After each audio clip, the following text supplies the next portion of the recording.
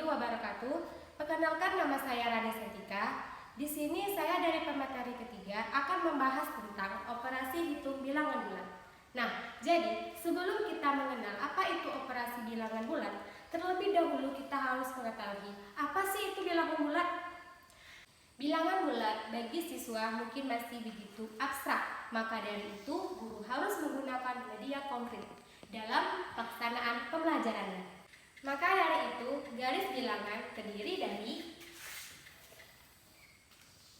0, 1, 2, 3, dan seterusnya. Minus 1, minus 2, dan minus 3, dan seterusnya. Selanjutnya di sini ada sifat-sifat operasi hitung bilangan bulat. Jadi yang pertama itu ada sifat komutatif atau juga disebut dengan pertukaran. Sifat komutatif ini hanya berlaku dengan penjumlahan dan perkalian. Untuk penjumlahan, A ditambah B itu sama saja dengan B ditambah A. Dan untuk perkalian, itu A dikali B sama dengan B dikali A. Contoh untuk sifat penjumlahan, 3 ditambah 7 maka ditukar 7 ditambah 3, maka sama-sama menghasilkan 10. Dan untuk perkalian, 4 dikali 5 jika ditukar 5 dikali 4 itu sama-sama menghasilkan 20. Nah, ini adalah sifat komutatif. Kita lanjut dengan sifat kedua, yaitu asosiatif. Sifat asosiatif ini disebut juga dengan sifat pengelompokan. Sifat asosiatif ini hanya berlaku untuk penjumlahan dan perkalian. Misal, jika A ditambah B, kemudian ditambah lagi dengan C, sama saja dengan A ditambah dengan B ditambah C. Contohnya, misal 2 ditambah 3 ditambah lagi 5, itu hasilnya sama dengan 2 ditambah 3 tambah 5. Maksudnya seperti ini. Operasi sebelumnya 2 ditambah 3 dulu, lalu ditambah dengan 5. Ini hasilnya akan sama dengan 3 ditambah dulu, nanti hasilnya akan ditambahkan dengan 2, yaitu sama-sama menghasilkan 10. Untuk perkalian, A dikali B, kemudian dikali lagi dengan C, maka A dikali B dikali C. Contohnya, 3 dikali 4, kemudian dikali lagi dengan 2, hasilnya akan sama dengan 3 dikali dengan 4 dikali 2. Jadi yang sebelah kiri 3 dikalikan 4 dikalikan dulu, dan sebelah kanan dikalikan dulu 4 dikali 2. Ini hasilnya akan sama juga, maka hasilnya yaitu 24. Kita lanjut dengan sifat yang ketiga, yaitu sifat distributif. Sifat distributif disebut juga dengan penyebaran. Sifat ini berlaku untuk operasi perkalian terhadap penjumlahan dan perkalian terhadap pengurangan. Misal, jika A dikali B ditambah C, ini hasilnya akan sama saja jika A dikali B ditambah A kali C. Untuk perkalian terhadap pengurangan, itu akan sama jika A dikali B dikurang C, hasilnya akan sama saja dengan A dikali B kemudian dikurang A dikali C. Contoh, 2 dikali 3 3 ditambah 4 hasilnya akan sama saja apabila kita sebar menjadi 2 dikali 3 ditambah 2 dikali 4. Kalau ini kan dijumlahkan dulu, 3 tambah 4 7 dikali lagi dengan 2 dikali 7 hasilnya 14. Sedangkan pada operasi sebelahnya 2 kali 3 dulu 6 baru ditambahkan dengan 2 kali 4 8. 6 tambah 8 yaitu 14. Contoh untuk perkalian terhadap pengurangan, misal 3 dikali 4 dikurang 2 itu sama dengan 3 dikali 4 dikurang 3 dikali 2. Itu sama-sama menghasilkan 3 dikali 4 dikurang 2 jadi 3 dikali 2 6. Itu sama saja dengan 3 dikali 4 12 dikurang 3 kali 2 6. 12 kurang 6 itu sama dengan 6. Nah, jadi pada perkaliannya dikerjakan terlebih dahulu, baru dijumlahkan dan dikurangkan.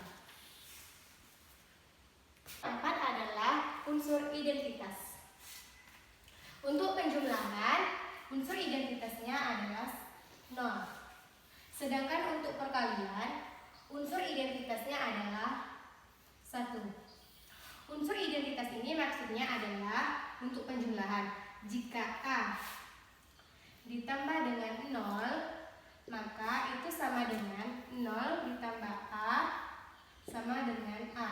Maksudnya, berapapun bilangan yang ditambahkan dengan 0, itu hasilnya akan sama dengan bilangan itu sendiri. Contohnya, 3 ditambah dengan 0 itu sama dengan 0 ditambah 3, hasilnya akan sama dengan angka sebelumnya, yaitu 3. Untuk perkalian, berapapun bilangan yang dikalikan dengan 1 itu akan sama menghasilkan itu sendiri. Jadi A dikali 1 sama dengan 1 dikali A sama dengan A. Untuk contoh misalkan 3 dikali 1 itu sama dengan 3 dikali 1 sama dengan 3. Nah, itulah sifat-sifat operasi hitungan bulat.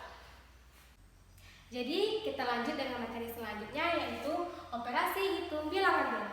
Operasi hitung bilangan bulat ini terdiri dari penjumlahan, pengurangan, perkalian, dan pembagian. Jadi kita bahas dulu tentang penjumlahan dan pengurangan. Dalam penjumlahan dan pengurangan bilangan bulat yang harus diperhatikan itu hanya tanda angka dan tanda bilangan. Tanda bilangan itu adalah tanda positif atau negatif yang ada di sebelah kiri angka. Jika tanda angkanya sama, maka dijumlahkan angkanya saja. Lalu tanda hasil sama dengan tanda soal. Tapi jika tandanya beda, untuk mengetahui hasilnya, angka besar dikurang angka kecil. Lalu tanda hasilnya itu sama dengan angka besar.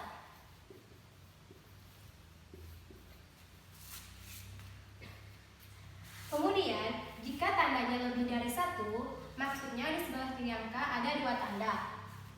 Caranya adalah kita sederhanakan.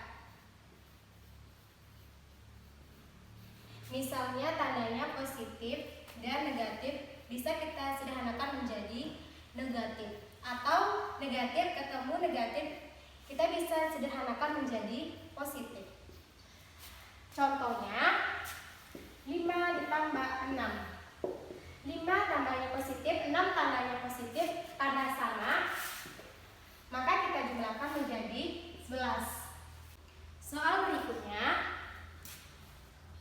min 7 ditambah 9. 7 tandanya negatif, 9 tandanya positif, berarti tandanya berbeda.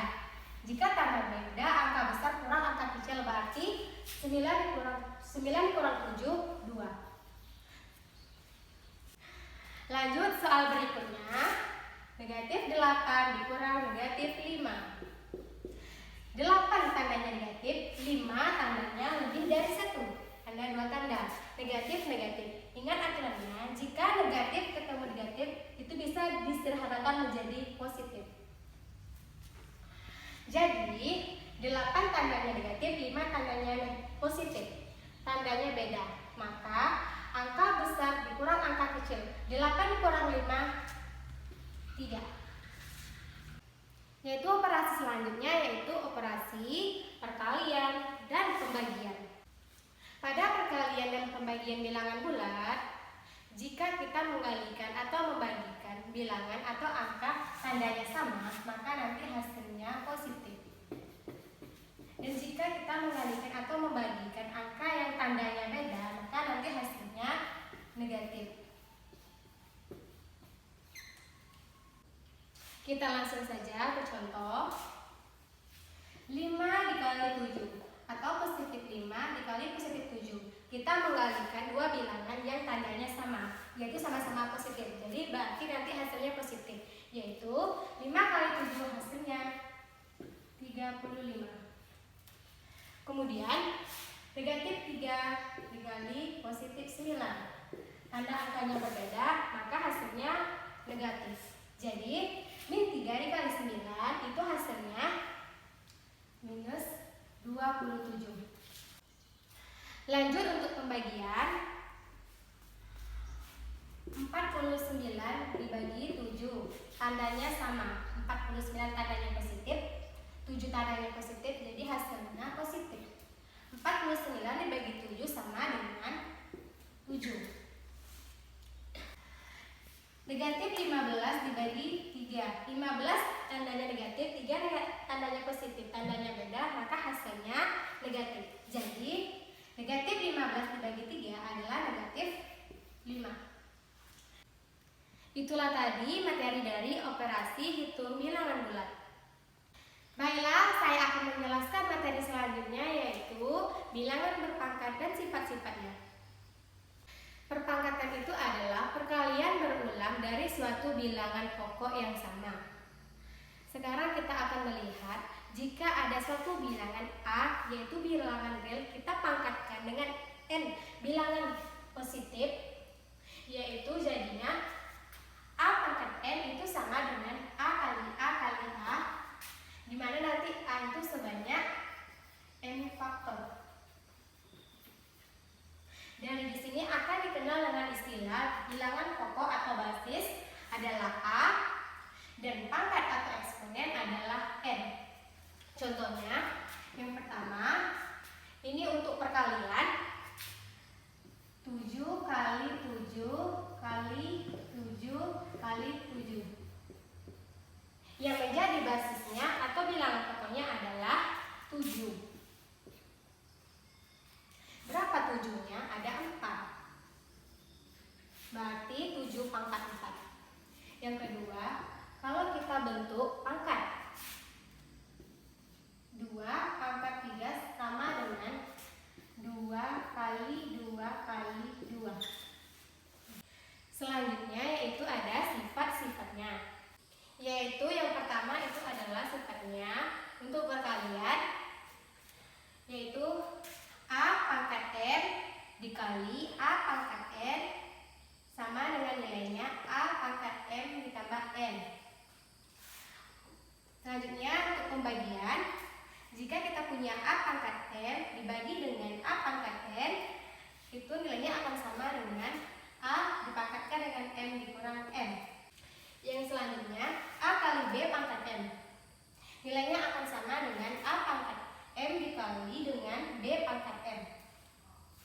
Sifat yang selanjutnya perpangkatkan, bilangan berpangkat dipangkatkan lagi, A pangkat M dipangkatkan lagi dengan N sama dengan nilainya A pangkat M dikali N. Selanjutnya adalah A per B dipangkatkan M sama nilainya dengan A pangkat M dibagi dengan B pangkat M, atau A pangkat M per B pangkat M. Contohnya 2 pangkat 7 dibagi dengan 2 pangkat 3. Sifatnya tadi kalau pembagian pangkatnya nanti akan kita kurangkan, sama dengan 2 pangkat 7 dikurang 3. Jadi 2 pangkat 4. Jadi 7 kurang 3 sama dengan 4, berarti 2 pangkat 4. Ini hasilnya. Nah, itulah tadi tentang bilangan berpangkat dan sifat-sifatnya. Itulah tadi presentasi dari saya. Saya akhiri. Wassalamualaikum warahmatullahi wabarakatuh. Jangan lupa komen ya teman-teman. Terima kasih.